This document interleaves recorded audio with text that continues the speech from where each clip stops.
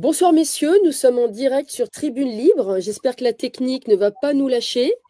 Bienvenue Jacob Cohen et Lazare Groen. Tous Bonsoir. les deux. Bonsoir. Bonjour, c'est un plaisir. Merci pour l'invitation. Je suis vraiment ravie de vous entendre à nouveau sur Tribune Libre. J'ai envie de vous présenter comme deux intellectuels. Est-ce que c'est juste ou est-ce que c'est faux? Dites-moi tout. Moi, ça me va. Ouais. Et Lazare, il hésite. Sans fausse modestie, je me considère comme tel. Ouais. Et Lazare? Oui, probablement, en tout cas, cherchant. Cherchant qui cherche ou cherchant qui trouve? Cherchant qui cherche et qui s'efforce de trouver peu à peu, perle à perle. Perle après perle, magnifique comme image. Je vous reçois parce que je sais qu'aujourd'hui, vous êtes tous les deux très inquiets pour l'état de notre République. Vous êtes comme deux médecins au chevet de cette grande mourante. Je ne sais pas, vous parlez d'agonie parfois. Lazare, qu'est-ce que vous en dites avant de passer la parole à Jacob, puisque vous vouliez un peu d'abord savoir ce qui se passe à l'Assemblée actuellement, vous interroge et ça vous intrigue et vous vous demandez même sur quoi ça va déboucher. Oh, surprise. Oui, parce qu'on a pu constater qu'on se retrouvait dans une tripolarisation du débat et que une assemblée structurée autour de trois pôles comme ça aura les plus grandes difficultés à se mettre d'accord. Et donc, ça met en échec le régime parlementaire et ça fait dysfonctionner le système dans son ensemble. Donc, on voit bien que, et c'est pour ça que je faisais référence à Charles de Gaulle tout à l'heure, quand il mettait en garde sur la République des partis, je pense qu'il avait particulièrement raison et on est en train aujourd'hui d'assister à ce problème de la République des partis. Les partis sclérosent la vie politique? Disons que certains de leurs objectifs ne sont pas nécessairement toujours, alors je ne dis pas que mais c'est pas systématique bien entendu, mais ce n'est pas toujours aligné avec le bien de la nation. Ça veut dire que parfois il y a des impératifs stratégiques des partis politiques qui vont les amener à faire des choses ou à prendre des positions qui, même si elles ne vont pas nécessairement dans le sens des intérêts de la nation, iront probablement dans le sens de leurs intérêts pour prendre le pouvoir. Et souvent, ils se rassurent en se disant qu'ils font ça parce qu'une fois qu'ils auront le pouvoir, ils feront mieux que leurs prédécesseurs et que donc ça se justifie. Voilà. Je trouve ça un peu hasardeux, on va dire. Voilà. Hasardeux, puis souvent, une fois qu'ils sont au pouvoir, vous êtes assez déçus. Oui, parce que la question de fond, qu'on abordera probablement un peu plus en détail tout à l'heure, c'est de savoir, quand on confie sa voiture à un mécanicien, on n'a pas besoin qu'il soit séduisant, sympa, agréable ou qu'il soit un bon rhéteur, qui s'exprime bien. On a besoin que le mécanicien sache réparer la voiture et qu'il comprenne la mécanique du moteur. De la même façon, quand on confie les commandes de la gouvernance à des individus, on s'attend à ce que, non pas séducteur ou beau-parleur, mais qu'ils soient surtout compétents pour agir et pour infléchir des phénomènes qui peuvent être nuisibles. Or, on voit bien que ce n'est pas le cas, puisque on a une dette publique qui est abyssale et qui n'a jamais cessé d'évoluer vers le pire. Et on a également un solde commercial qui est désormais structurellement déficitaire. Je m'arrête là-dessus parce que ce sont deux points qui sont très importants pour la santé financière d'un pays. Et quand le gâteau est plus petit, on a beau couper des parts et prendre à d'autres, et comme on est en train d'en parler aujourd'hui, il faut taxer les plus riches, il faut taxer ceux-là, il faut prendre à eux, il faut prendre dans les retraites, dans l'épargne, j'ai entendu récemment. La question qu'on doit se poser, c'est est-ce qu'il ne faudrait pas justement créer plus de ressources, plus de richesses, en remettant en route une machine à exporter? Voilà, il y a un sujet de fond. On ne peut pas être une société basée principalement sur le secteur tertiaire et se demander pourquoi on importe autant et pourquoi on a des difficultés structurelles et économiques et financières. Et pour finir, vous, si vous étiez au pouvoir, vous réindustrialiseriez? Oui, je ferais ça en priorité même. Et de manière massive. Le problème auquel on est confronté quand on parle de ça, c'est qu'on est enchaîné avec l'Europe et qu'on ne peut pas. Vous n'avez pas la marge de manœuvre pour faire un plan d'industrialisation. Et comme il n'y a plus d'argent, il faudrait de toute façon s'endetter pour le faire. Donc, c'est le serpent qui se mord la queue. Si vous voulez réindustrialiser massivement dans un grand plan pour avoir, sur des industries modernes, hein, je ne parle pas de repartir aux mines à charbon. Mais il faut réindustrialiser massivement sur les nouvelles technologies notamment, parce que vous regardez bien hein, combien de téléphones portables sont fabriqués par des entreprises françaises, combien d'écrans sont fabriqués par des entreprises françaises et combien sont vendus dans le monde tous les jours. C'est des indicateurs qui ne doivent pas tromper, il faut faire attention. On ne peut pas se laisser distancer dans un pays et se demander après pourquoi on est plus pauvre, pourquoi on s'en sort moins bien. C'est basique en fait. Et hors antenne, vous étiez curieux de savoir ce que Jacob Cohen pense de ce cirque qui a lieu actuellement à l'Assemblée nationale. Oui. Jacob, on a envie d'en savoir plus, surtout avec votre optimisme légendaire.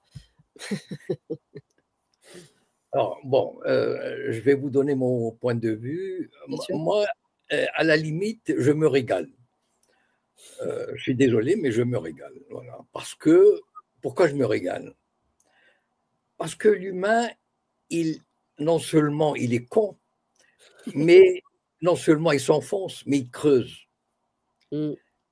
Prenons, vous savez, les solutions, on les connaît, enfin je veux dire, ça fait 50 ans, 100 ans, on les connaît, les solutions, l'industrialisation, mais le problème n'est pas là. Le problème est qu'il y a une caste qui a été installée par des pouvoirs occultes et qui mène le pays dans une direction donnée. Et cela date des années 80. Donc on le sait, ça date des années 83 même. C'est-à-dire les privatisations, la désindexation des retraites et des salaires. Je vais juste vous donner un exemple. Un prof en 83 débutant gagnait 2 fois le SMIC. Aujourd'hui, c'est 1,2. On pourrait multiplier les exemples comme ça, mais les services publics, tout a commencé en 1983. Le drame, c'est quoi? Le drame, c'est qu'on a affaire à un peuple en tant qu'acteur politique. En tant qu'acteur politique, je ne vise pas les Français. Les Français, en tant que tels, ils sont bien, ils sont travailleurs, ils sont charmants, ils ont de l'humour, etc. Bon. Mais en tant que peuple, quand il met un bulletin de vote, le peuple français devient bête, lâche, pusillanime, velléitaire, et il a la trouille. Voilà. Et il a une mentalité d'esclave. Voilà. Donc, en fait, on a beau lui expliquer, il le sait d'ailleurs. Prenez n'importe quel Français moyen, vous lui dites la gauche, la droite, il vous dira, bon, ils sont tous pareils, etc.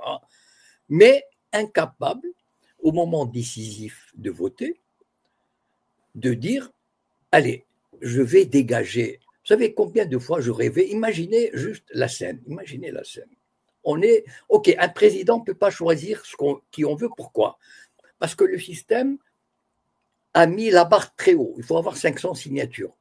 Donc, en fait, il y a 5 ou 6 candidats qui sont adoubés par le système. Donc, il ne peut pas y avoir de type qui va s'infiltrer, etc. Très bien. Mais imaginez les députés. Vous arrivez devant le peuple. Le peuple, qu'est-ce qu'il met en 1 ou 2? Il met ou du Parti socialiste, ou communiste, ou PR, etc. Moi, je rêve, un soir d'élection, où on dira, Darmanin, il est arrivé en 5e position, par exemple. Faure est arrivé en 4e position. Et là, j'imagine la tête dans les télévisions, tous ces grands noms, mais pourquoi le peuple ne leur donne pas une bonne leçon? C'est ça le drame. Enfin, pour moi, le fond du problème est là. C'est-à-dire que, vous savez, à chaque fois, on lui joue la comédie. Et c'est une comédie. Tous les partis aujourd'hui, par exemple, j'ai entendu la chronique de Florian Philippot. Il disait que tous les partis ont accepté le principe de la vaccination obligatoire. Tous les partis. Ils mangent tous à la même écuelle. Voilà. Ils partagent tous les mêmes avantages. Ils ont des avantages colossaux. Une fois que tu arrives député, la vie est belle, quel que soit ton bord, etc.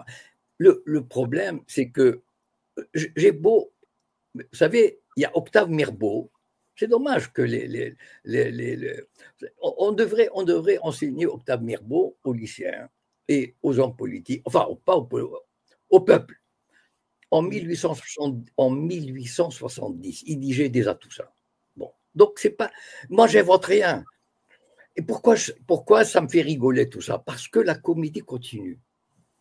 Et donc le peuple marche, et il marchera en 2027. Il va être content, il va se dire, oh là là, je me suis débarrassé de Macron, ouf, Ah, quel soulagement! Vivement Édouard Philippe, vivement Darmanin, vivement Gabriel Attal. Et on va retomber dans le même truc. Et c'est sans fin. Le problème, c'est que c'est sans fin. Voilà. C'est ça Donc, pour moi, c'est un théâtre. Malheureusement, c'est un théâtre qui a des conséquences terribles pour le pays, pour les gens, etc. Mais c'est comme une fatalité. Je veux dire, c'est pas. Voilà, moi, c'est pour ça que j'assiste à tout ça et je me dis, bon Dieu, on n'est pas sorti de l'auberge. Voilà. Regardez, par exemple, on parle de milliards. Bon, on cherche, on va écraser encore les gens. Avez-vous entendu un seul député monter à la tribune et dire, de gauche ou de droite, je m'en fiche, dire, c'est un scandale d'envoyer 20 milliards à l'Ukraine, 20 milliards à un régime pourri, corrompu, etc. Alors qu'avec 20 milliards, on aurait pu faire ceci, cela, etc. La justice, les écoles, et tout. Aucun ne l'a fait. Ça veut dire qu'ils sont complices. Voilà. Et les gens marchent. On va leur monter tout un baratin pour 2027. On va leur dire, ah oui, je suis là, je suis là. Donc, voilà ma position. Moi, je suis un spectateur un peu cynique, revenu de tout. Et donc, j'aimerais juste... Enfin, de toutes les façons, ce que je dis, et je sais que ce que je dis ne servira à rien. Donc, aucune illusion. Non, non, je ne me fais aucune illusion. Il y a des gens qui vont dire, ils vont entendre, bon, il y aura peut-être quelques centaines qui diront, ah, oui, oui, d'accord, mais le reste de la population, les autres, ceux qui vont rentrer ce soir, ils vont mettre la télé ou n'importe quoi d'autre, etc. Et ils vont continuer. Donc, en fait, pour moi, c'est pratiquement sans espoir. Voilà. Je suis désolé, mais c'est comme ça que je vois les choses. Voilà. Lazare, il faut qu'on ait un accident industriel pour que le peuple change de comportement. Un accident systémique. C'est-à-dire que c'est d'abord, on est dans un système qui est dysfonctionnel et structurellement dysfonctionnel et maintenant défaillant, et il est à deux doigts du shutdown en réalité. Et je pense effectivement, et je rejoins Jacob là-dessus, la solution ne viendra pas du peuple, mais viendra probablement de l'effondrement de ce modèle qui est en fin de vie vraiment. C'est-à-dire que ça tient aujourd'hui, pardon de le dire comme ça, mais aujourd'hui c'est la peinture qui tient les murs. Tout est artificiel. C'est-à-dire que si on revenait, on est dans une logique d'écart au réel qui est très importante. Et c'est justement, je rejoins Jacob là-dessus, on ne pourra pas continuer à avoir un Parlement qui soit un décor de théâtre. C'est-à-dire qu'il va falloir que les gens arrêtent de regarder aussi, et là je parle du public, hein, il va falloir qu'ils arrêtent de regarder ça comme un spectacle.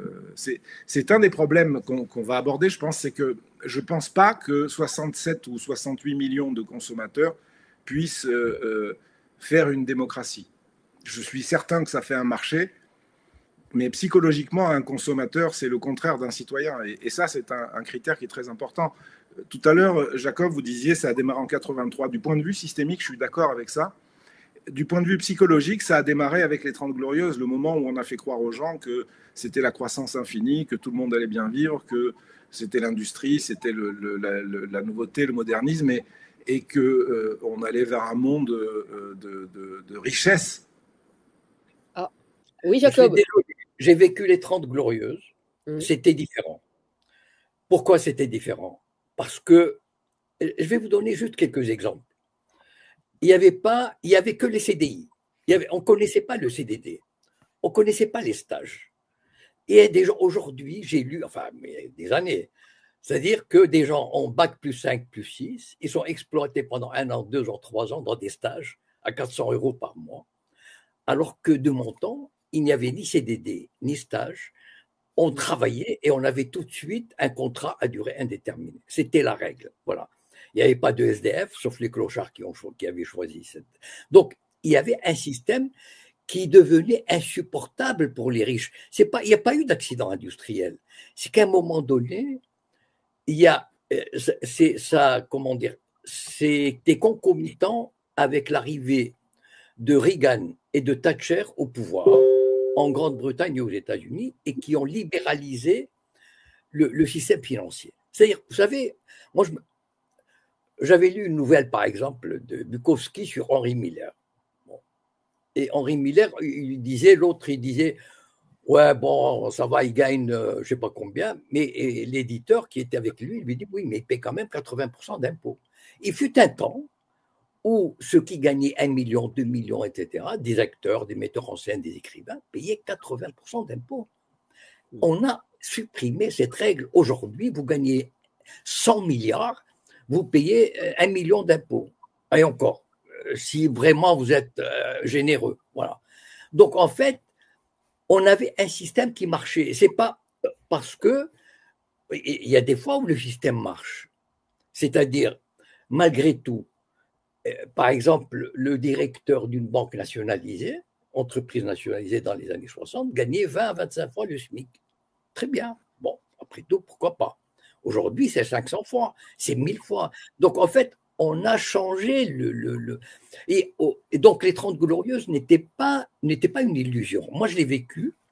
Il y avait des gens qui, on pouvait gagner le SMIC, on avait son petit studio, on passait un mois de vacances en Espagne, etc. On bricolait une bagnole, 4L. Il y avait les gens avaient une stabilité, avaient une gaieté, etc. Et donc, il a fallu, dans les années 80, que des financiers qui se disaient, bon, il y en a marre de partager avec le peuple, on va lui prendre. Voilà. Et donc, en fait, mais ça veut dire qu'on pourrait revenir. Bien sûr, il y aura toujours des riches et des pauvres, etc. Mais au moins, on a connu, il peut y avoir, nous l'avons vécu, il y avait en France un système où, quand une femme enceinte voulait accoucher, elle avait une maternité à moins de 10 ou 15 kilomètres, voilà, etc. Bon. Et donc, ce système-là, on l'a connu et la France peut se le permettre. Et parce que des financiers ou je ne sais pas qui ont décidé autrement, ont décidé de ponctionner la richesse pour eux au détriment des salariés, eh ben on en est là, voilà. Mais pour revenir... Oui, allez, vas-y. Non, mais je voulais juste préciser que moi, je parlais simplement de la psychologie et l'illusion, c'était de faire croire que ça pouvait durer éternellement. C'est pas tellement qu'à ce moment-là, c'était une illusion. Je sais bien qu'à ce moment-là, c'était concret. Il fallait reconstruire. Il y avait en plus beaucoup d'argent qui avait été injecté avec le plan Marshall. Et donc, il y avait ce qu'il fallait pour que l'économie fonctionne. Et l'industrie était en place et fonctionnait. Ce que je dis, c'est que c'est à ce moment-là qu'on a transformé les citoyens français en consommateurs français, petit à petit. Je ne dis pas que ça s'est fait en un claquement de doigts. C'est à ce moment-là que, petit à petit, le système de valeur de l'individu s'est construit autour de combien je possède, quel type de voiture je peux avoir, dans quelle résidence vais-je habiter. Et donc, ce qui déterminait ensuite la place de l'individu dans la société, c'était surtout son pouvoir d'achat, sa richesse. Donc, on a transformé des gens qui étaient censés être concernés par le collectif en des gens qui ne sont plus concernés que par eux-mêmes, leur carriérisme, etc. Quand vous mettez des gens qui sont hyper individualistes, depuis leur plus tendre enfance, on les forme à ça, les consommateurs, à être hyper individualistes. Ce n'est pas un jugement de valeur que je suis en train d'exprimer, hein. Je suis en train de parler des mécanismes simplement. On forme les gens à être hyper individualistes parce qu'ils consomment plus quand ils sont hyper individualistes. Mais ça crée plusieurs problèmes. Déjà, quand ils sont hyper individualistes, il n'y a plus de collectif, vraiment. Il y a juste un échange de surface, de forme. Et ensuite, on se retrouve avec des gens qui vont devenir de plus en plus... ils vont créer un rendement négatif. Ils vont essayer d'obtenir toujours plus que ce qu'ils vont fournir. Et vous pourrez leur mettre ensuite un uniforme, leur faire prêter serment, leur donner un mandat électif. Vous aurez toujours des hyper-individualistes habillés en élus, habillés en magistrats, habillés en ce qu'on voudra. Mais psychologiquement, on n'est plus dans la configuration d'individus concernés par le collectif. On est dans la configuration d'individus concernés par leur parcours, leur pouvoir d'achat, leur carrière personnelle. Ça pose un gros problème quand vous donnez un pouvoir public à des gens qui sont hyper individualistes. Et c'est aujourd'hui, on est en train de le constater.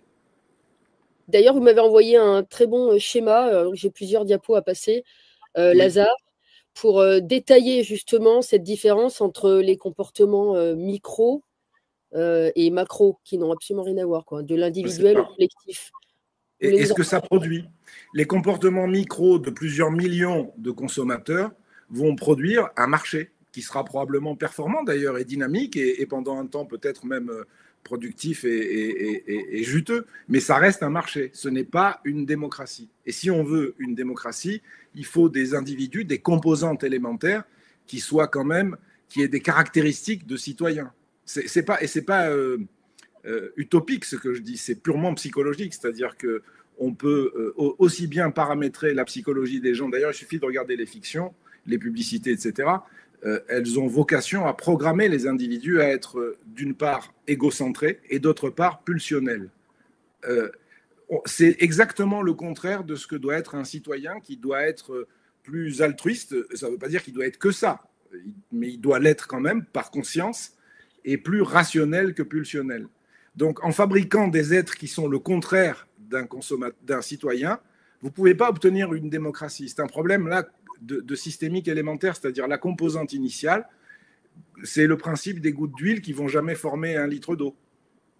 Des millions de consommateurs formeront jamais une démocratie. On pourra faire toutes les réformes qu'on veut, changer autant de fois de gouvernement, de président. Des millions de consommateurs ne formeront jamais une démocratie. Et ça, c'est vraiment quelque chose qu'il faut que les individus comprennent en profondeur. C'est-à-dire que je rejoins Jacob sur ce qu'il disait tout à l'heure concernant les financiers. J'ajouterai à ça les grands industriels. Ils ont besoin d'avoir des consommateurs. Ils savent qu'un individu qui est individualiste et pulsionnel consomme plus qu'un individu qui ne l'est pas.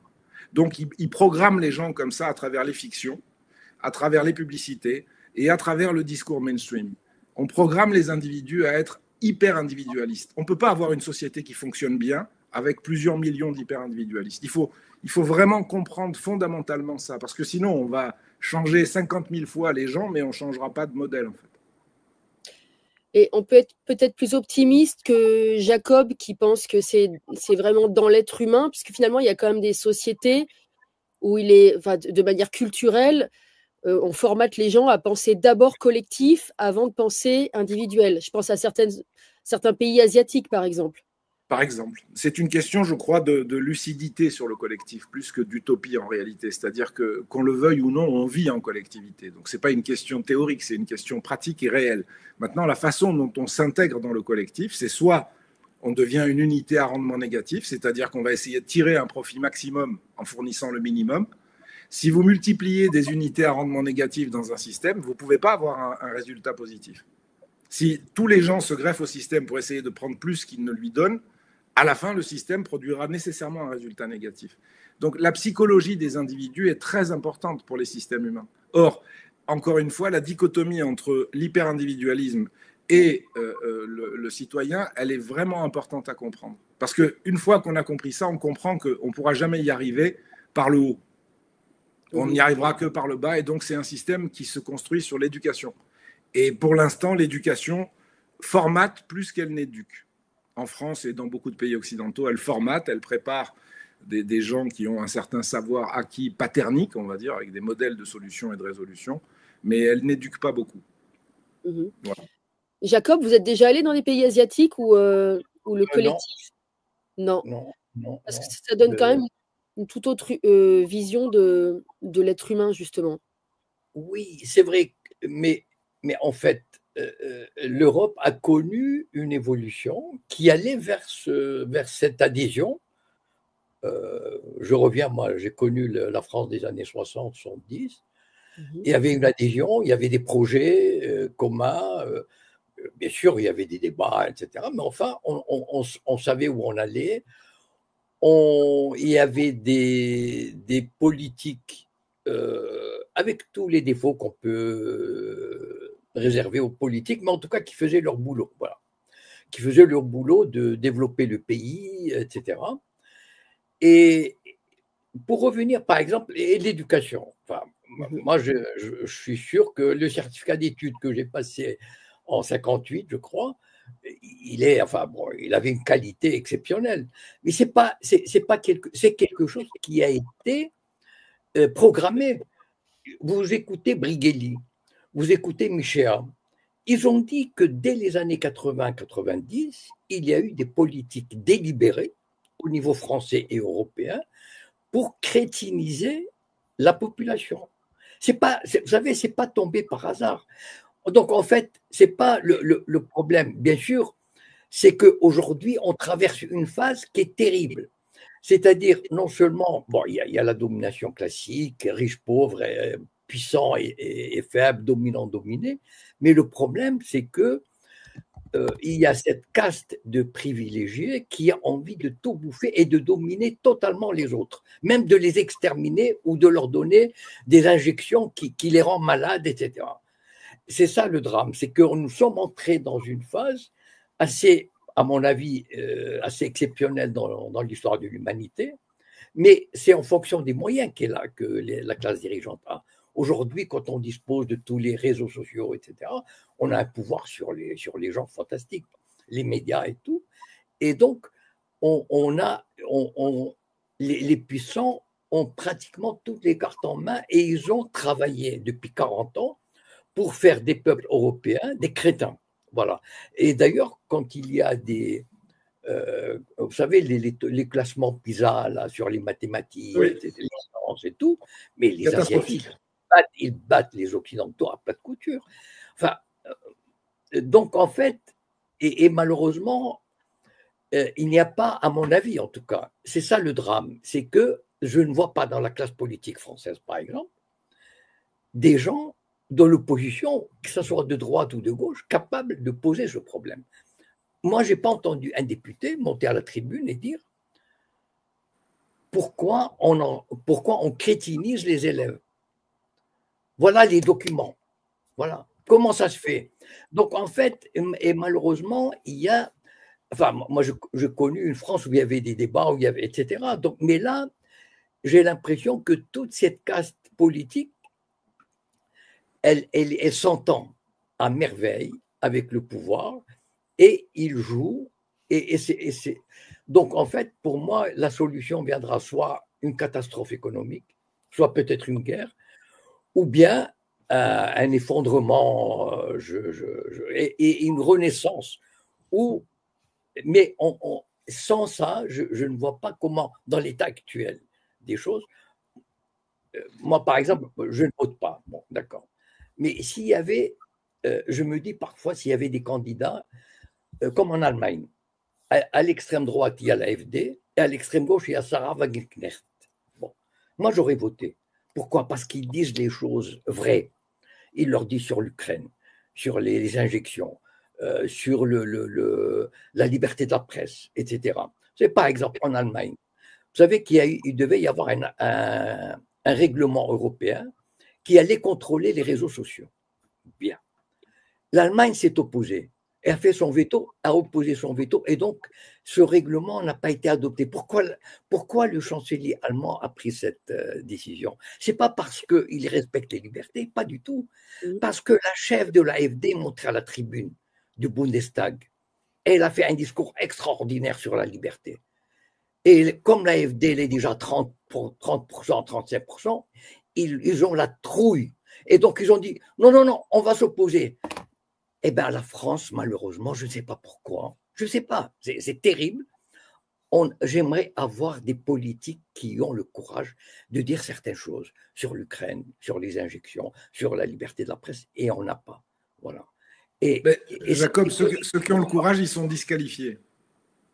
Les rares qui ont le courage sont disqualifiés. Regardez l'AfD, et ça, l'AfD, elle fait 30% aujourd'hui.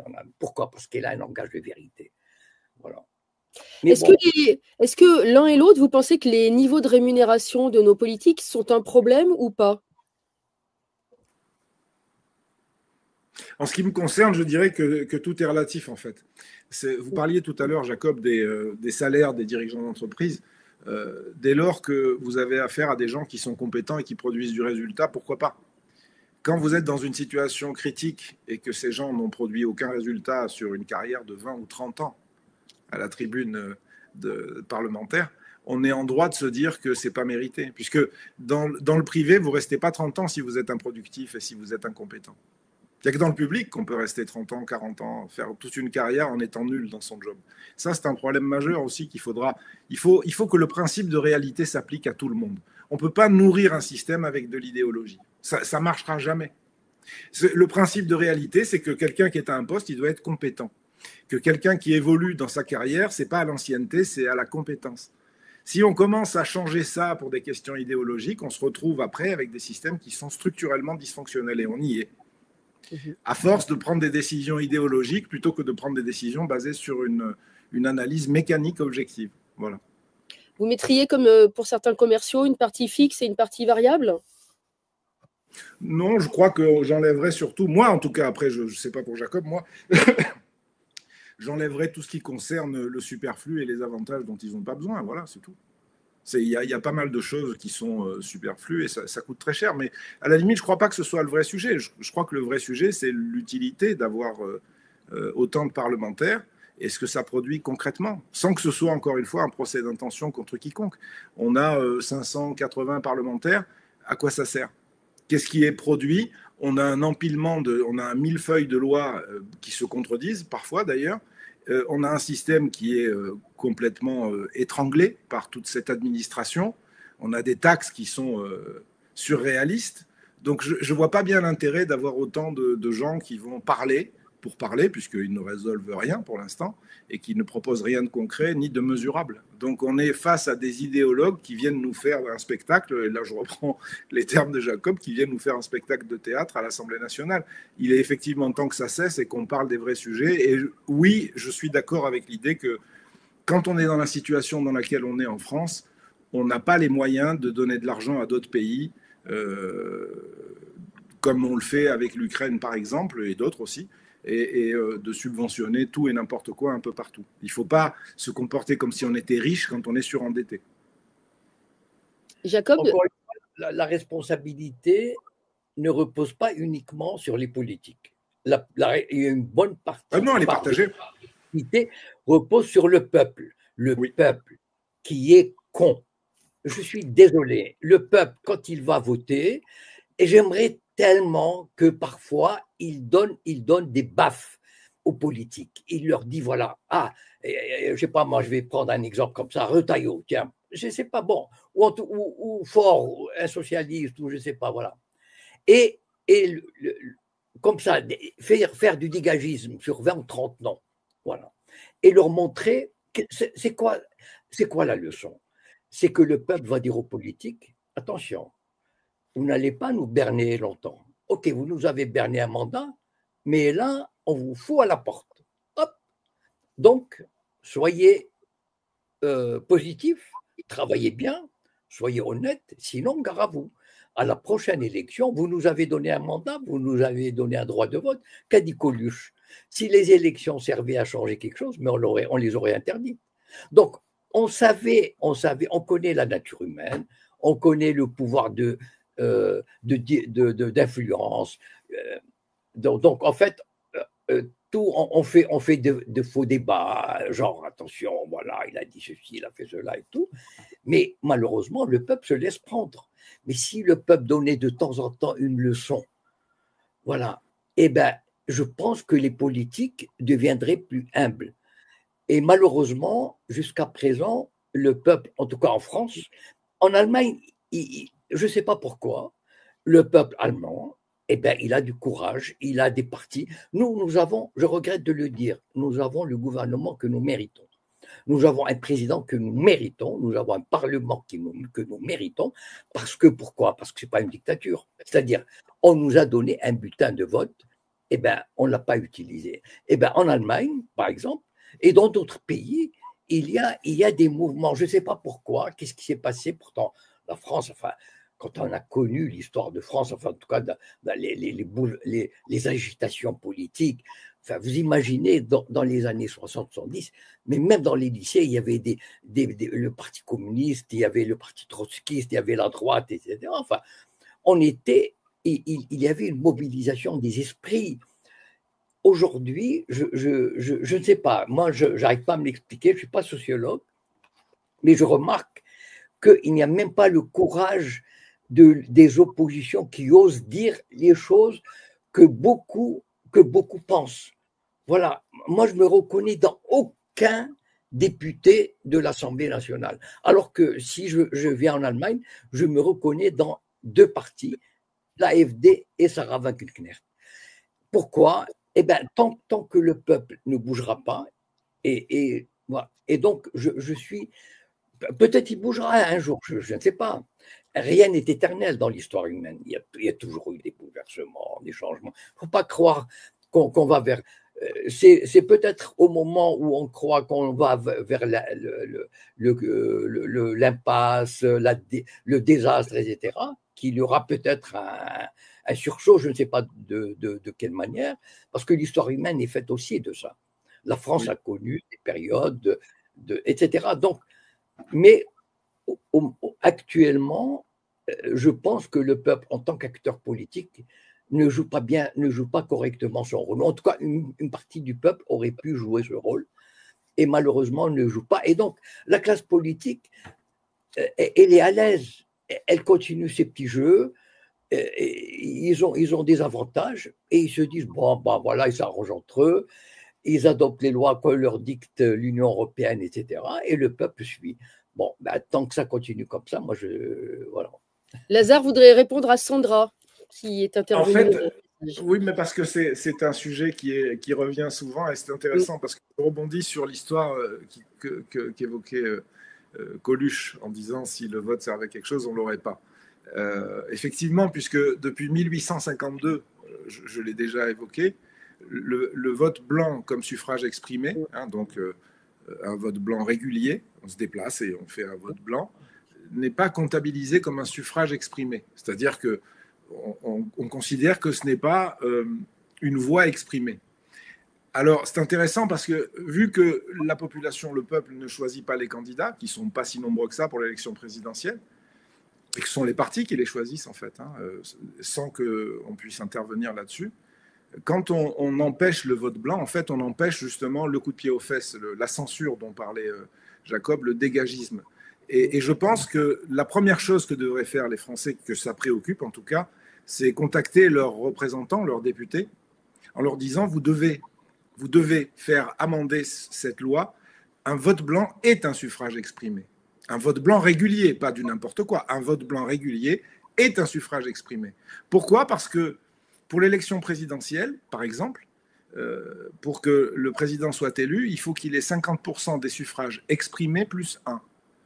Si on intègre le vote blanc comme un suffrage exprimé, on a des chances de pouvoir aboutir à un dégagisme, parce qu'il y a beaucoup de gens qui ne votent plus aujourd'hui, et quelques-uns qui votent encore blanc en sachant que ça ne sert à rien, mais ça changerait la donne complètement, parce que ça permettrait en fait de disqualifier tous les candidats. Et la Constitution est très claire là-dessus. Si tous les candidats sont disqualifiés, on refait l'élection, et si on refait l'élection, ceux qui se sont présentés la première fois ne peuvent pas se représenter. Ça change la donne complètement. Donc, si les parlementaires français sont vraiment démocrates, c'est eux, puisque c'est eux qui doivent le faire, c'est eux qui vont devoir faire changer c'est une ligne, hein. C'est une ligne sur la loi, c'est pas un texte de loi en entier, c'est simplement, à partir d'aujourd'hui, on pourrait dire, le vote blanc régulier est considéré et comptabilisé comme un suffrage exprimé. Et là, la France redevient immédiatement une démocratie. Donc, le point de verrou systémique, il est très subtil et il n'est pas idiot. Vous ne pouvez pas les dégager parce que quand vous voulez les dégager, vous ne comptez plus. Absolument. Lazare, le fait de fabriquer des consommateurs, est-ce que ça ne permet pas de fabriquer aussi des électeurs plus facilement manipulables? Complètement. Et c'est le but du jeu, parce que le consommateur, il a tendance à s'isoler dans sa propre bulle informationnelle, relationnelle, et donc on n'a plus besoin ensuite que de capter les leaders d'opinion. Et le point que je voulais aborder, c'est que justement, on est dans un système de captation. Pour reprendre encore une fois le propos de Jacob tout à l'heure, qui parlait des financiers. En fait, ce qu'on observe, c'est que les financiers captent le politique. On le voit, puisque pour être élu, il faut de toute façon, je crois que l'élection présidentielle, Sarkozy, sa campagne avait coûté 20 millions d'euros, quelque chose comme ça. Donc bon, pour avoir 20 millions d'euros, c'est pas pour tout le monde quand même. Donc là, déjà, ça discrimine sacrément, sans compter les 500 signatures. Donc entre le financier et le politique, il y a un verrou puissant qui est mis en place sur la démocratie, puisqu'il faut déjà les 20 millions, et puis il faut les 500 signatures. Ça fait deux conditions compliquées à résoudre.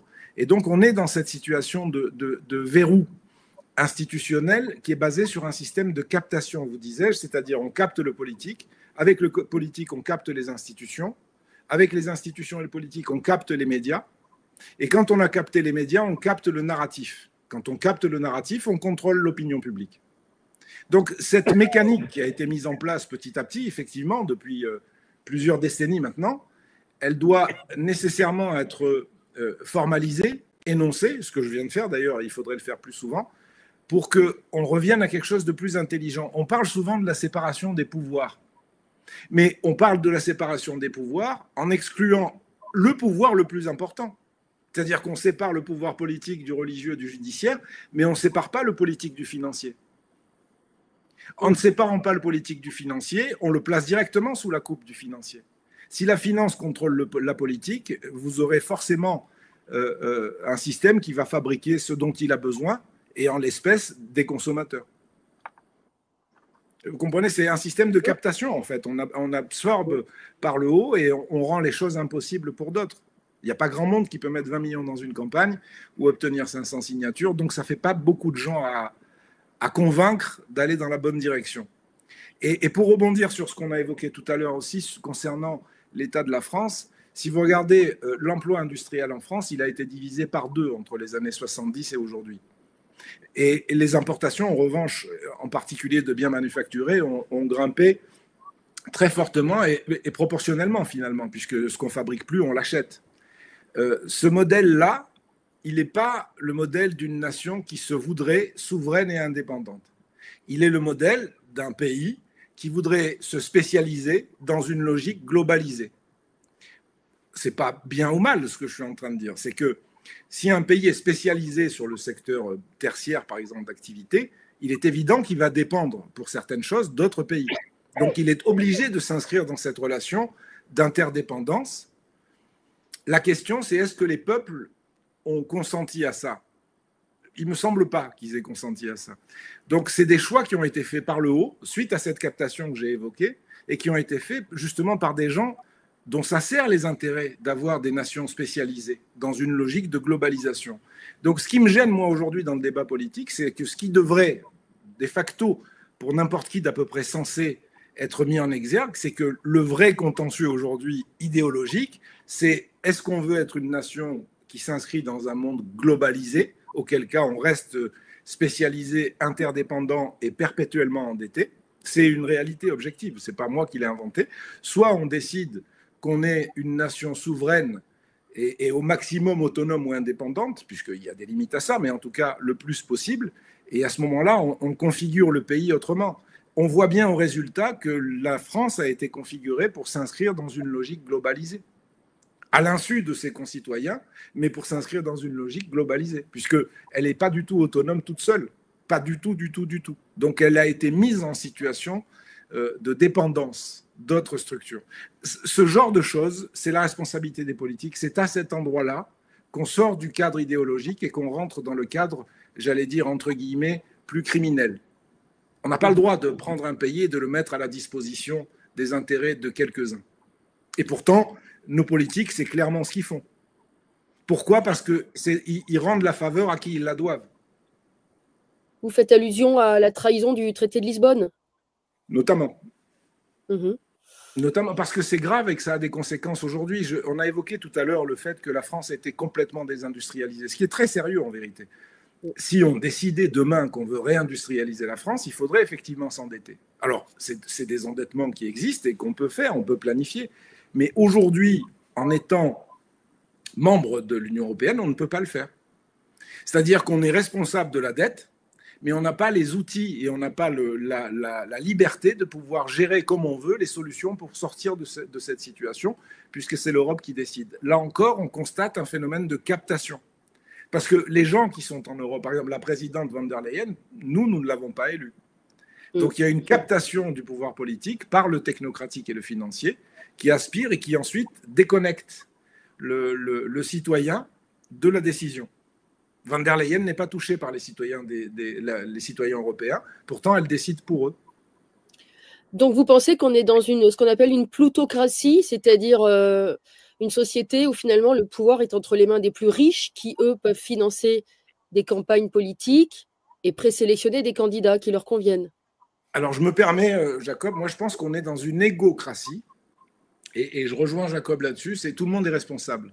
On ne peut pas dire que la population est une pauvre victime qui ne peut rien faire et qui est impotente. Donc, c'est une égocratie, c'est un système qui, effectivement, combine la plutocratie et flatte les égos individuels, nourrit les égos individuels pour les maintenir dans la situation dans laquelle ils sont.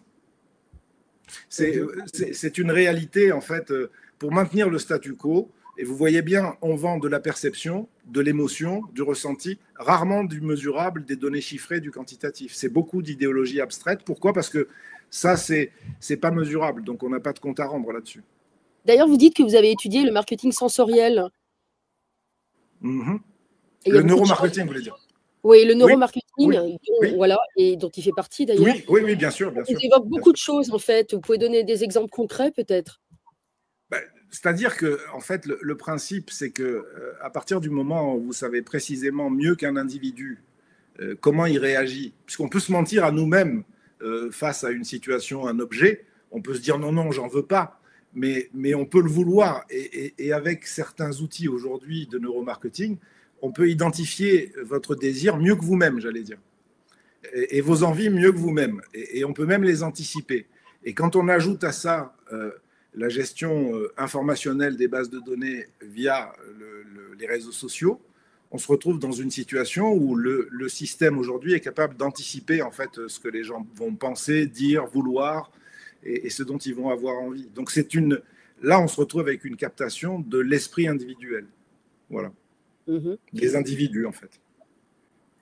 Jacob, alors, égocratie, plutocratie, mais pas démocratie. Aujourd'hui, c'est un régal pour les dirigeants, enfin pour ceux qui tirent les ficelles. C'est un régal. C'est-à-dire, ils ont des instruments. Dans les années 60-70, bon, ils avaient un peu la publicité, mais la plupart des médias, des journaux étaient indépendants.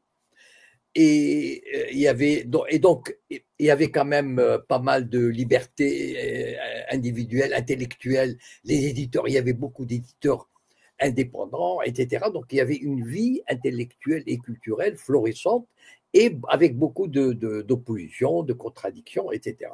Aujourd'hui, j'imagine, quand ils se réunissent au Forum mondial, etc., mais ils doivent se régaler parce qu'ils mènent les populations occidentales, mais par le bout du nez. C'est-à-dire, on leur a mis en tête le climat, le genre, on leur a donné un téléphone auquel ils sont attachés alors que c'est quasiment une chaîne. Et donc, tous ces trucs, Netflix, mais c'est fabuleux pour eux. Vous imaginez aujourd'hui un jeune qui a 20 ans, 25 ans, même s'il est étudiant, enfin, il est quasiment, enfin, combien ont une vision critique, d'autant plus que la classe politique ne les aide pas. Comme j'ai dit tout à l'heure, il n'y a quasiment pas de réelle contestation politique. Voilà, c'est-à-dire que, à part des petits échanges comme ça formels, mais en fait, ils sont d'accord fondamentalement sur les choses importantes. Et donc, ceux qui tirent les ficelles, mais ils peuvent faire ce qu'ils veulent de ces gens. Mais regardez par exemple la campagne sur Poutine. Les gens marchent à 80%, enfin 90%, enfin je ne sais pas, mais c'est fabuleux. Enfin, sur les injections, enfin, on a transformé les gens, mais surtout, donc en fait, je trouve que la population a de moins en moins, enfin surtout les jeunes, parce qu'elle est formatée dès les années 15 ans, enfin bon, il y a des tas de trucs pour leur faire tourner la tête et tout. Eh bien, c'est du gâteau. Voilà. En fait, aujourd'hui, dans l'état actuel des choses, pour moi, ceux qui tirent les manipulateurs, vous savez, par exemple, enfin, tous les réseaux sociaux, c'est quand même, enfin, ce sont des multimillionnaires. J'ai appris une chose que d'ailleurs je vais publier, enfin un post, que 6 sur 10 des plus grands milliardaires américains sont juifs et sionistes. 6 sur 10. Et ils totalisent 1200 milliards de chiffre d'affaires. Voilà. Et donc, vous imaginez bien que lorsqu'on a une telle force de frappe, Ils sont tous américains. Bon, Facebook, etc. Allison, il n'était pas très connu, mais c'est le numéro 2, Ellison, qui était un juif, qui a racheté TikTok et Amérique, qui a racheté Paramount, qui détient CNN, et donc sont en train de faire même base sur les... Et ils font quasiment ce qu'ils veulent. Et donc, on est à un niveau de contrôle et de manipulation. Je vous conseille d'ailleurs de regarder, il y a un épisode de Candace Owen qui interviewe Norman Finkelstein. Elle est en français, elle est traduite en français par quelqu'un, je ne sais pas, podcast, je crois. Et elle est fabuleuse parce qu'elle montre la manipulation de la société américaine par ses riches. Et donc, c'est ça, on est aujourd'hui dans un système où il n'y a quasiment pas de médias indépendants. Moi, j'ai connu Libération était indépendant, Le Monde, etc. Mais aujourd'hui, quasiment, tout est soumis à contrôle. Et donc, un jeune qui a 20 ans, comment voulez-vous qu'il se fasse une idée de la réalité et comment combattre cette réalité? Voilà. L'argent à gagner. Provisoirement. Provisoirement, voilà. Je suis d'accord. Est-ce que le spirituel n'est pas finalement toujours au-dessus de l'argent? Parce que finalement, regardez, la révolution, elle va venir d'où? De là où on l'attend le moins. De l'Amérique. C'est l'Amérique des Yankees, des cowboys, des rednecks. Là, il y a une révolution qui est en train de monter là-bas, parce que pour moi, combattre le sionisme, c'est un pas énorme dans la libération des esprits. Parce que l'Europe, elle est totalement soumise à l'idéologie sioniste. Quand on dit idéologie, ce n'est pas seulement la défense d'Israël, c'est aussi un lavage de cerveau. C'est-à-dire contre les musulmans, contre l'idéologie, contre les Maghrébins, contre une révolution, contre le droit des peuples à disposer d'eux-mêmes, etc. Et aujourd'hui, cette révolution est en train de se faire aux États-Unis. Et c'est formidable parce que, en fait, moi qui suis pas mal de sites américains comme Candace Owen, Tucker Carlson, etc., il y a un mouvement fantastique qui est en train de se libérer de cette emprise et il nous donne des leçons. C'est ça qui est fantastique. Les États-Unis sont un peu le pays des extrêmes, c'est-à-dire vous avez de tout, mais ils nous donnent des leçons de liberté individuelle, de liberté d'information, de liberté d'organisation, etc. Vous savez, s'il y avait je ne sais pas comment on les appelle ici, des youtubeurs par exemple, qui disaient le 10e de ce qui se dit dans les sites américains, ils seront en prison. Chez eux à 6h. Ah oui, ils seront en prison. Ils ont une autre constitution, ils ont une constitution qui les protège. Oui, non, c'est pas seulement la constitution. Ils ont une autre mentalité. Ils osent ils osent se défendre, ils osent. Non, je suis désolé, en Allemagne, il y a des gens qui osent, voilà. Et malheureusement, en France, on n'ose pas trop. Et donc, il y a une leçon qui... Donc, en fait, voilà, il y a des choses qui changent, qui évoluent, et on ne sait jamais parce que cette révolution qui est en train... Vous savez, il y a un site américain qui s'appelle Track AIPAC, c'est-à-dire on traque les politiques qui sont financées par l'AIPAC. Oui. Aujourd'hui, aux États-Unis, il y a des parlementaires qui ont rendu l'argent à l'AIPAC et qui ont dit on ne veut plus recevoir de l'argent de l'AIPAC. L'argent de l'AIPAC est devenu toxique. Il y a une révolution qui est en train, malheureusement, je ne crois pas qu'elle est relayée énormément en France, parce que je ne sais pas pourquoi, mais...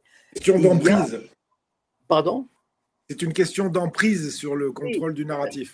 Il y a vraiment un mouvement de contestation, qui vient même du parti politique de Trump, ça veut dire le MAGA. la base chrétienne est en train d'échapper à l'influence sioniste, à l'influence de Trump. Et ça, et moi, je suis fasciné par cette évolution. Donc, rien n'est perdu, parce que ce qui va se passer aux États-Unis va avoir des conséquences chez nous. Mais j'aurais voulu qu'il y ait, mais bon, voilà, aujourd'hui, on n'a pas ces mouvements-là, mais peut-être ils viendront plus tard. Voilà. Lazare, on a aussi englué les individus dans une idéologie politique. Ça permet de mieux les tenir en laisse. Oui, en fait, je crois, c'est ce que j'évoquais brièvement tout à l'heure. Ça me paraît hasardeux aujourd'hui de considérer que c'est encore légitime d'avoir des partis de droite et de gauche en France qui revendiquent ce qu'ils revendiquent. C'est-à-dire que on n'est pas dans la même configuration qu'il y a 50 ans. Voilà, pour faire simple. Et je suis assez gêné qu'on n'ait pas encore bien dissocié la véritable dichotomie idéologique qui doit vraiment être mise en lumière pour qu'on puisse sortir de ça. C'est-à-dire, est-ce qu'on veut un pays autonome, indépendant et souverain, ou est-ce qu'on veut être à la botte de certains financiers qui ont pris le contrôle et qui font de la population des spectateurs, en fait, parce qu'aujourd'hui le citoyen est un spectateur, il n'est plus acteur de sa démocratie, il regarde ce qui se passe et il espère que ça va bien se passer. Bon, est-ce que c'est décent de continuer comme ça? Non, je ne crois pas. Je crois qu'effectivement, la révolution qui arrive des États-Unis va venir frapper la France et l'Europe parce qu'on l'a vu avec l'Ukraine, il ne les soutient pas vraiment, donc les Européens sont un peu livrés à eux-mêmes. Bon, voilà, il y a on a englué les gens dans une idéologie droite-gauche, alors qu'en réalité, l'idéologie, c'est mondialiste, globaliste ou souverainiste. Pour faire simple, je schématise, mais c'est vraiment ça. Soit on est souverainiste et on prend en charge son pays et on s'en occupe réellement. C'est d'ailleurs ce que fait Trump. Hein. Trump est un souverainiste, clairement. Je veux dire, après, on peut le targuer d'être d'extrême ou pas, je m'en fous en fait. Mais néanmoins, c'est un souverainiste. Il n'y a pas de sujet là-dessus, puisqu'il fait monter les droits de douane toutes les semaines d'ailleurs. Hein. Ça monte et ça descend toutes les semaines, les droits de douane aux États-Unis. Donc il protège son pays, il pratique un protectionnisme même acharné. Il a réindustrialisé, voilà, il a fait ce qu'il faut faire pour qu'un pays puisse être autonome et qu'une population puisse s'épanouir. Tout comme RFK fait ce qu'il faut pour que les gens soient en meilleure santé. Ce que devraient faire aussi les dirigeants français qu'ils ne font pas parce qu'effectivement, pour la plupart, ils sont achetés, ils manquent de courage. On l'a pas d'ailleurs en France, ce genre de traçabilité, Jacob, sur l'EPAC qu'on peut avoir aux États-Unis. On l'a pas en France. Ah non, mais ça serait de l'antisémitisme, voyons. Voyons, à la Shoah, enfin, quand même. Soyez pas antisémite, Jacob, s'il vous plaît. Un peu d'humour. Mais en fait, il va falloir rééduquer sur le sens des mots et avoir une meilleure communication autour du sens du mot souverainiste, puisque, par exemple, mon collègue Mike Borowski fait des micro-trottoirs, mais il n'est pas le seul à le remarquer d'ailleurs. Quand vous dites souverainiste, les gens comprennent soit royaliste, soit d'extrême droite, ce qui n'a dans les deux cas rien à voir. Donc, comment recommuniquer de manière efficace sur ce mot souverainiste qui n'a absolument rien à voir avec le royalisme ni avec les courants d'extrême droite? Comment faire tous les deux? Il faut en inventer un autre. Ben, je ne sais pas, parce que même au point de vue étymologique, il n'y a rien de mieux que souverainiste, être souverain. Souverain chez soi, je suis d'accord. Dans son corps, dans son pays, dans son économie. Parce qu'on revient au problème de la classe politique qui n'a pas le courage. Vous prenez tout le spectre de l'Assemblée nationale et du Sénat. Je ne sais pas, il y en a peut-être même pas un ou deux, enfin encore, je me hasarde, qui osent poser le problème. Voilà. Et donc, en fait, et donc, les gens, le souverainisme, il est défendu par qui? Par des gens qui n'ont pas accès aux médias, qui sont pas.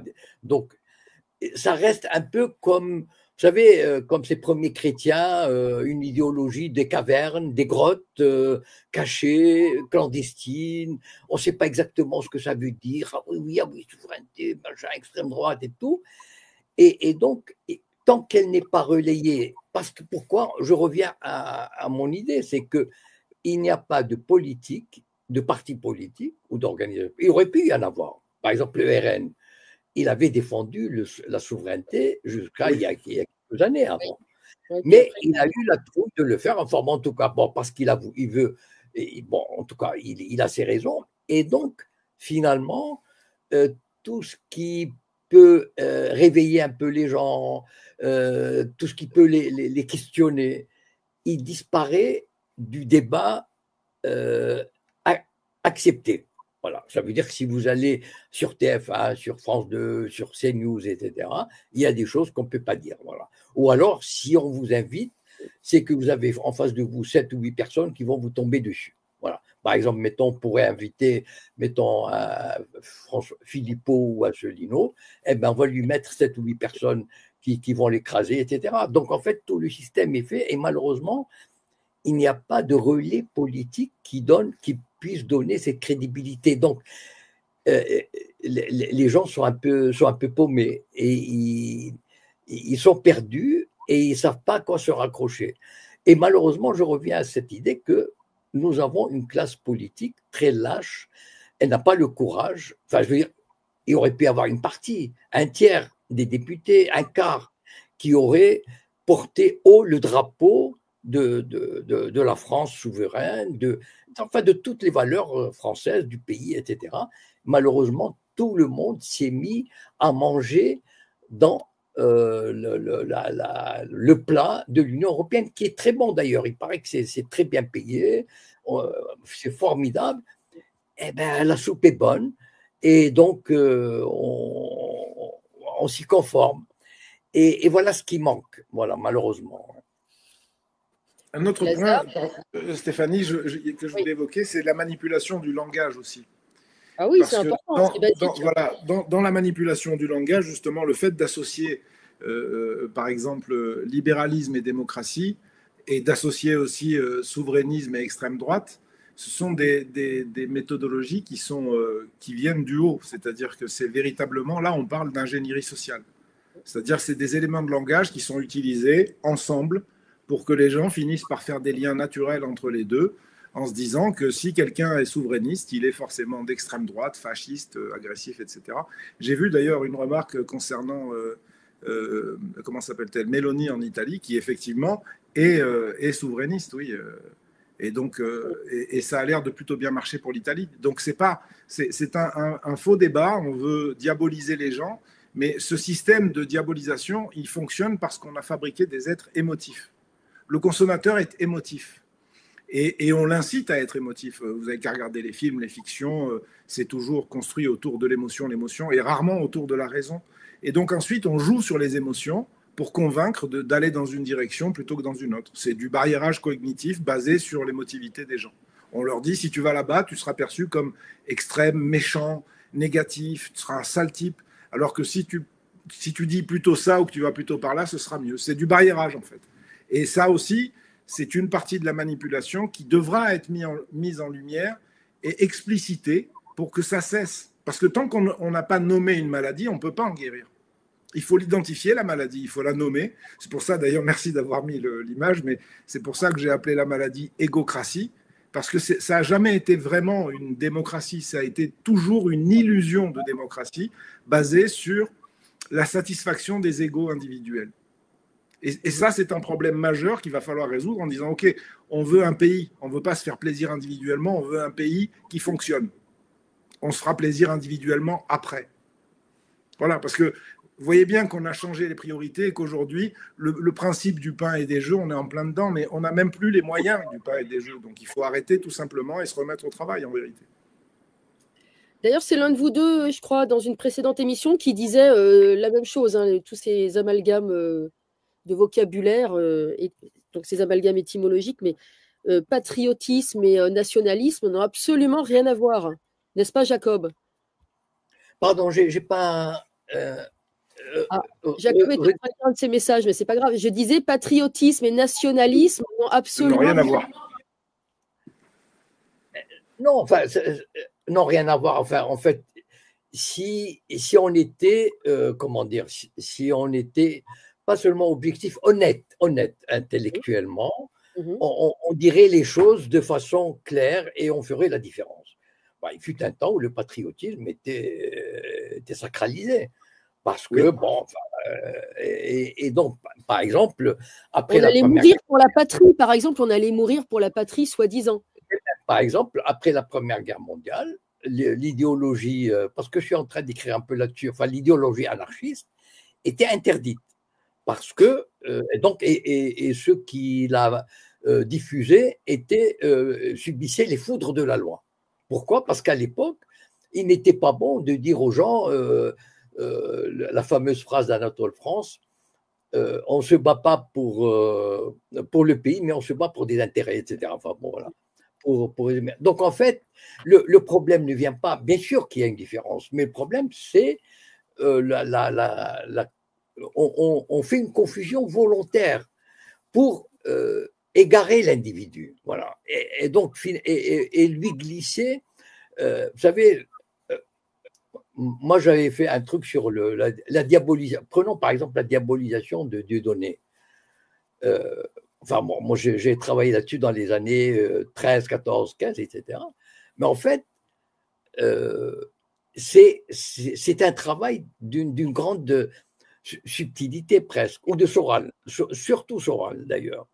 Ça veut dire qu'on a réussi à mettre dans l'esprit d'un individu, moi j'ai connu des personnes vraiment très instruites, philosophiquement parlant, mais des costauds de gauche qui avaient lu des bouquins, etc. Mais tu disais le nom Soral, ils voyaient rouge, ils voyaient l'antisémitisme, etc. Et j'avais beau leur dire, venez, on va voir des vidéos, etc. Ils ne voulaient rien savoir. Et donc, mais c'était un travail très bien fait. Donc, même vis-à-vis d'intellectuels aguerris, on arrive à les façonner, à leur faire croire que tel nom égale fascisme, etc. Et donc, imaginez l'esprit des jeunes d'aujourd'hui. Enfin bon. Et donc, bien sûr, le patriotisme, etc. Mais le problème n'est pas dans la définition des mots.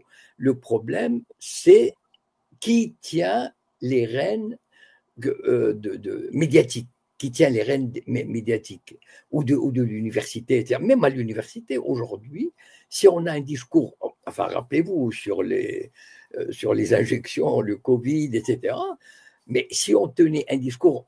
Moi, j'avais écouté un type des CNRS très connu, mais j'ai oublié son nom malheureusement. Il a la soixantaine, donc enfin, il a de la bouteille, il avait publié des livres, etc. Et bien, il avait une réputation solide. Et il était directeur de recherche au CNRS, et un jour, il racontait cette anecdote d'un collègue qui lui dit « Mais enfin, Raoult, quand même, non !» Imaginez, enfin, on est tombé à un niveau, même à ce niveau universitaire, on arrive à un collègue, enfin, directeur de recherche qui dit à l'autre, non, pas Raoult quand même, juste le nom fait peur. Donc, on est arrivé vraiment à un degré de façonnage, je ne sais pas si le terme est bon, des esprits. Formatage, oui. Moi, je trouve ça fabuleux. Hein. Oui, oui. C'est effrayant. C'est tout sauf la nuance et le débat, en fait. Voilà. En fait, quand vous connectez les gens sur leur ressenti, vous les déconnectez de leur raison en réalité. Parce que voilà. Et donc le but du jeu, c'est de maintenir le consommateur, je vais le nommer comme ça, toujours dans un état de perception et de ressenti, et de toujours créer une dynamique d'échange et de dialogue basée sur la perception, le ressenti, le symbole, les valeurs, les émotions. Pourquoi? Parce que ça permet d'écarter les données objectives et de maintenir les gens dans une appréciation relative et subjective. Il ne reste plus ensuite qu'à intervenir sur les symboles de l'extérieur. Je rejoins tout à fait l'analyse de Jacob là-dessus, c'est-à-dire de contrôler les médias. Vous savez que dans la plupart des pays occidentaux, les médias mainstream sont contrôlés par une poignée d'individus. Donc, c'est un schéma qui se répète. Ce n'est pas anodin. Et ils n'ont pas investi dans les médias pour gagner beaucoup d'argent, ces gens-là. Donc, c'est pour contrôler le narratif, contrôler le discours public. C'est un gros problème. C'est-à-dire que à partir du moment où un système est capté, comme c'est le cas de beaucoup de démocraties occidentales, il est en fait voué à aller dans le sens des intérêts de ceux qui ont capté le système, plus jamais dans le sens des intérêts des usagers du système. Donc il faut rompre cette dynamique de captation et déjà, je pense qu'il faut la nommer. C'est-à-dire que je reviens sur ce que j'ai dit tout à l'heure, je pense que c'est important de le souligner. Quand on parle de séparation des pouvoirs, il faut insister lourdement sur le fait que l'un des pouvoirs les plus importants à séparer du politique, c'est le pouvoir financier. Il faut que ce soit acté, que ce soit écrit, il faut qu'on le dise. On ne peut pas avoir un président qui est copain avec tous les plus grands financiers d'Europe ou du monde ou de France, comme ça a été le cas avec un président que je ne citerai pas et qui s'en cachait même pas, et qui nous dit, mais faites avec. Oui, d'accord, mais si tu es copain avec, tu prends tes décisions comment? Vous parlez de quoi quand vous êtes ensemble? Donc, on peut pas, il faut vraiment maintenant, je pense que la problématique de fond, c'est l'immaturité du consommateur. Il faut de nouveau des gens. Comment faire pour que les consommateurs redeviennent des citoyens? Rééduquer. Rééduquer dès la petite enfance et rééduquer aux notions d'interdépendance et de causalité. Vous remarquez qu'on n'enseigne jamais la systémique en France, alors que ce n'est pas une science extrêmement complexe. On pourrait l'enseigner même en primaire ou en maternelle, au moins pour les interactions basiques. Mais si vous enseignez aux gens dans le système éducatif national l'approche et l'analyse systémique, vous leur apprenez aussi à comprendre l'interdépendance et la causalité. Vous ne pouvez plus les baratiner après. Donc on déséduque, on crétinise, pour reprendre la formule de Jacob tout à l'heure, mais en tout cas, on déséduque et surtout, on n'apprend pas à comprendre les choses dans leur complexité. On apprend à comprendre comme ça. Oui, effectivement, c'est probablement pas pour demain. C'est plus après un effondrement systémique. Et il y a effectivement... On compte en générations quand on parle de ces choses-là. On compte sur 20 ans, par phase de 20 ans. On ne peut pas faire autrement. Avant de conclure sur le livre de Jacob, est-ce que vous pouvez me dire, Égocratie, inviter les gens à l'acheter, qu'est-ce qu'il y a dedans? Qu'est-ce qu'on trouve pour grandir? Alors, il n'est pas encore en vente, mais qu'est-ce qu'on trouve dedans? On trouve en fait la mécanisme, c'est une approche systémique justement, une lecture systémique. Je pars des sources en fait, des origines de la manipulation des foules justement, en démarrant avec, on en a parlé la dernière fois qu'on a fait l'émission, Edward Bernays, Gustave Le Bon et d'autres qui ont fait un travail assez fouillé sur la psychologie des foules et même des individus. Et Edward Bernays fait partie de ceux qui l'ont mis en application massivement dans le domaine industriel, marketing et politique. Et ça a très bien fonctionné. Et depuis, ça a fait des petits. Donc, j'explique comment on est passé d'un monde à un autre simplement parce qu'on a modifié les composantes élémentaires, c'est-à-dire les individus. On les a modifiés de l'intérieur. On les a reprogrammés doucement, sur 3 générations, on pourrait dire, ou 4. On les a reprogrammés doucement, mais toujours dans la même direction. La superficialité, l'individualisme, le divertissement, l'émotivité, voilà, et la rivalité. Et pourquoi? Parce que ça produit des consommateurs types, idéaux, et qui vont certainement pas ennuyer le système en lui disant pourquoi tu fonctionnes comme ça. Donc, je décrypte un peu tout ça dedans et je donne des explications qui sont justement pas morales ou idéologiques, mais simplement mécaniques, en fait. Mmh. Donc, on disait en riant que Edward Bernays proposait tous les outils pour vous berner. Oui, oui, il a... Bernays, bon, c'est un moyen mnémotechnique pour se rappeler de son nom, mais effectivement, c'est intéressant de lire ses livres pour comprendre que tout ça n'est pas une vue de l'esprit, en tout cas. Mais non, il a écrit des livres qui sont en vente publique depuis 1926 ou quelque chose comme ça, je crois. Et les titres sont très évocateurs. Propaganda, cristalliser l'opinion publique, la fabrique du consentement. Enfin, je veux dire, c'est clairement comment manipuler les gens pour les amener du point A au point B sans qu'ils s'en rendent compte. Il fait quand même partie des gens qui ont réussi à faire basculer les États-Unis dans l'entrée en guerre en 1917 avec la commission Krill, alors que le président Woodrow Wilson s'était fait élire sur la promesse de ne pas engager les États-Unis dans la guerre. Donc ils ont réussi un tour de force exceptionnel, c'est-à-dire qu'ils ont fait... Un président s'est fait élire en disant la guerre qui se déroule en Europe ne nous concerne pas et on n'ira pas. Et c'est la raison pour laquelle il a été élu.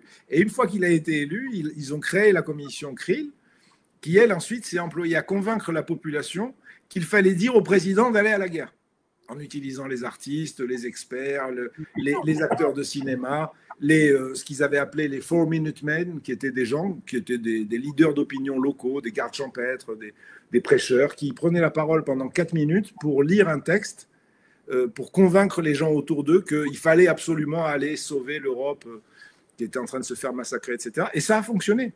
C'est-à-dire la population a voulu que les États-Unis entrent dans la guerre. Donc, à partir du moment où ils ont vu que ça marchait de manière aussi efficace, radicale et massive, par des phénomènes de contagion, en fait, puisque quand il y a plein de gens qui pensent d'une manière, celui qui pense autrement, il préfère s'aligner. Comme ça, il se dit, je ne prends pas de risque. Ce phénomène de contagion, il a été utilisé, et maintenant, c'est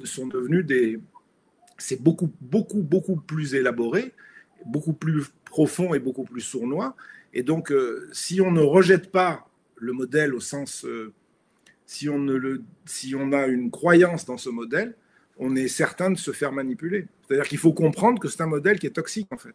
Il est toxique pour l'individu parce qu'il ne l'épanouit pas, il l'enchaîne sournoisement, mais il l'enchaîne à ses pulsions, il l'enchaîne à ses émotions, à ses passions, mais il ne l'émancipe pas du tout. Donc, il faut être très vigilant parce que c'est le contraire, en fait. On devrait penser que les gens doivent adhérer à un système et lui faire confiance. Dans le cas d'espèce, le système tel qu'il est conçu actuellement, en tout cas dans les pays occidentaux, lui faire confiance, c'est se mettre en danger de perdre tout esprit critique, en fait, et toute capacité d'analyse.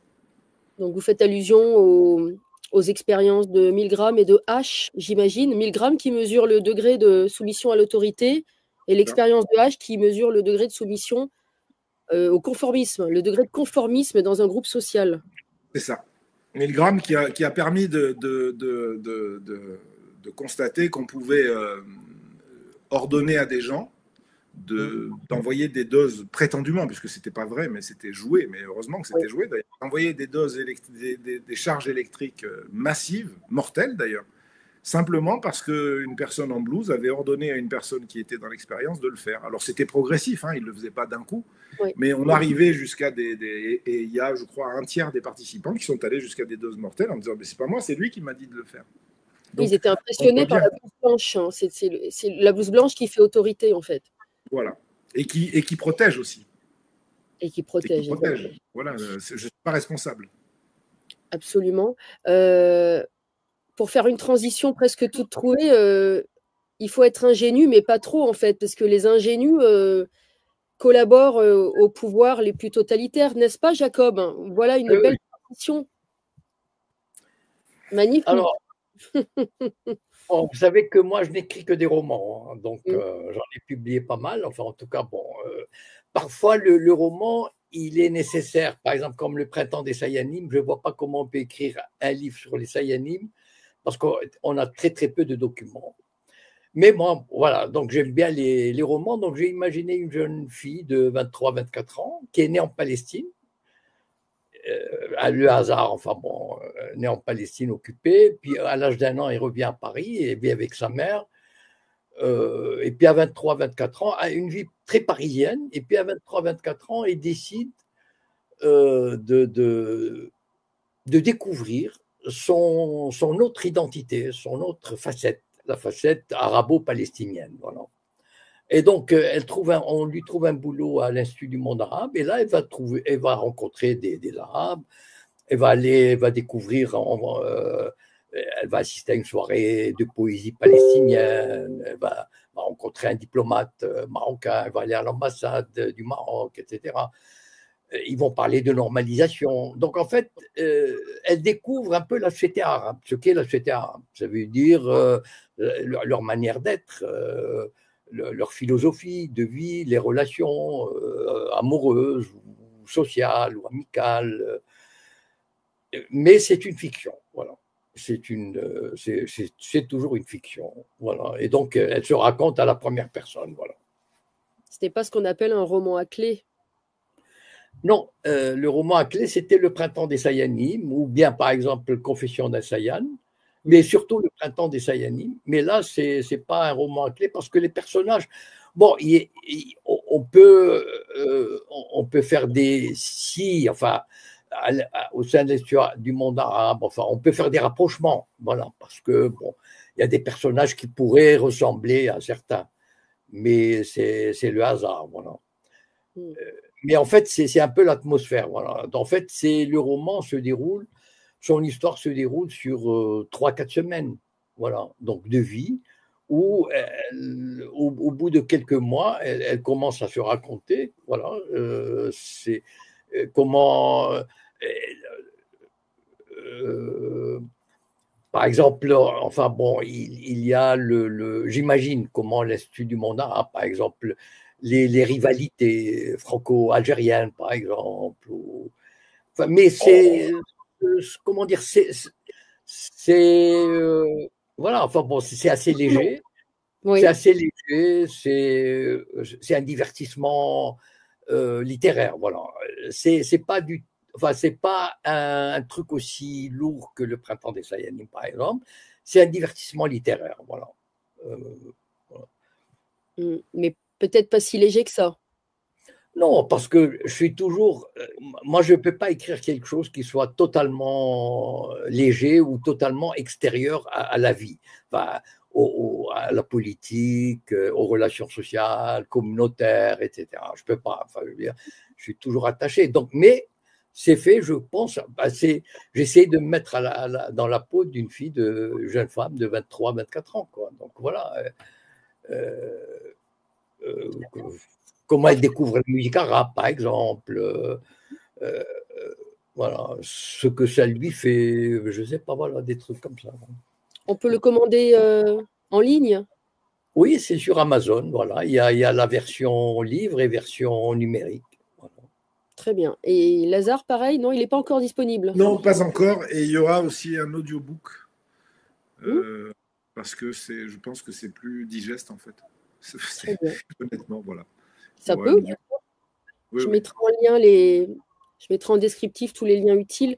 En attendant de vous recevoir pour un nouveau direct le mois prochain que j'annoncerai à nos auditeurs donc sur Tribune Libre, je vais vous laisser conclure et en tout cas je vous remercie infiniment. Je vous laisse le mot de la fin à tous les deux. Qui veut commencer? Je vais laisser l'honneur à Jacob, la sagesse. Moi, j'ai pas grand-chose à dire. En fait, tout à l'heure, je peux donner l'impression comment dire, d'une espèce de désespoir, mais en fait, finalement, il y a toujours une possibilité. C'est ça qui est formidable. L'humanité n'est pas si désespérante, voilà. On croit souvent toucher le fond, et puis finalement, il y a un événement, parce qu'en fait, l'histoire est dynamique. Il y a pas, j'avais dit une fois, l'histoire, c'est pas un film hollywoodien avec happy end, la fin, voilà, ça s'arrête. Pas du tout. L'histoire est, voilà, c'est continu. Donc il y aura des rebondissements, et c'est ça qui la rend fascinante. Voilà. Merci. Lazare, pour terminer. Ben, j'avoue que, encore une fois, je partage cette vision. Je crois que même si on est dans une situation qui est compliqué à tout le moins. Je parle pour la France et au niveau politique. Là, en ce moment, on a abordé le sujet de cette 5e République, de cette Assemblée nationale. Je pense qu'on est dans une situation extrêmement compliquée et je pense que c'est un prérequis nécessaire au changement. C'est-à-dire que comme on n'aura pas un changement qui viendront des gens qui profitent du système actuel, le changement ne viendra qu'à partir du moment où le système dont ces gens profitent cessera de fonctionner. Et donc, malheureusement, ce sera un mal pour, à mon avis, un grand bien, un très grand bien, parce que les gens se disent, mais s'il n'y a plus de système politique, comment on va faire? Mais on est tout à fait capable. On n'est pas des enfants, en fait. On n'est pas des enfants qui ont besoin d'être gérés par des grandes personnes avec des beaux costumes qui parlent très bien. Ce n'est pas du tout le cas. Et il faut revenir à une citoyenneté éclairée, basée sur la raison et la responsabilité. Et je suis comme Jacob. Je pense qu'il y a de plus en plus de gens qui s'en rendent compte, qui le comprennent, qui se réveillent et qui recommencent à devenir des êtres humains complets. Voilà. Très bien. Eh bien, je vous remercie infiniment tous les deux et rendez-vous le mois prochain. Merci à vous. Merci. À bientôt. Au revoir. Bonsoir. Bonsoir.